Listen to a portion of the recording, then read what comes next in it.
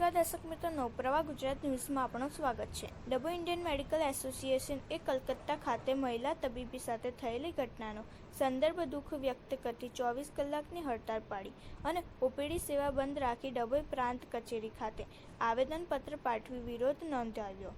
રાજ્ય અને દેશની તબીબી સેવા આપનાર તમામ તબીબને સુરક્ષા માટે તાકીદે વ્યવસ્થા કરવાની માંગ કરી હતી. આજ રોજ અમે ડભોઈ મેડિકલ એસોસિએશન અને ડભોઈ મેડિકલ યુનિયનના સર્વે ડૉક્ટર મિત્રો અહીંયા એકત્રિત થયા હતા પ્રભુદાસ મેડિકલ હોલમાં.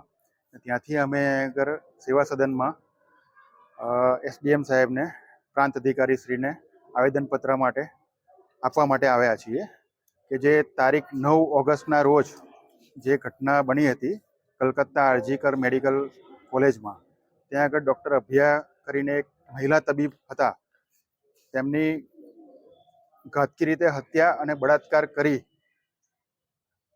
કરવામાં આવ્યો હતો અને એનો વિરોધ કરવા માટે અમે લોકો અહીં આગળ એકત્રિત થયા છીએ.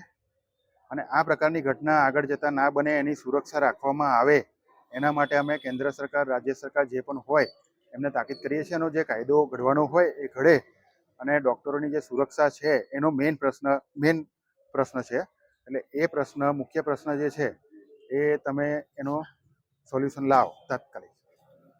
આજે ડભોઈના જે તમામ તબીબો દ્વારા હડતાલનું એલાન કરવામાં આવ્યું, અમે આગળ આજે 24 કલાક ડભોઈની જે જાહેર તમામ જનતા છે એની માફી માંગીએ છીએ કે અમે 24 કલાક માટે જે ઓપીડીની સેવા જે ખરીને અમે બંધ રાખીએ છીએ.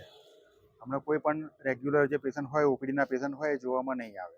24 કલાક માટે ઇન્ડિયન મેડિકલ એસોસિએશન તરફથી હડતાલનું આયોજન કરવામાં આવ્યું છે. સિવાય કે ઇમરજન્સી કેસીસ હોય, કેઝ્યુઅલ્ટીઝ હોય તો એ જોવામાં આવશે. એના સિવાય કોઈ પણ રેગ્યુલર પેશન્ટ જોવામાં આવશે નહીં.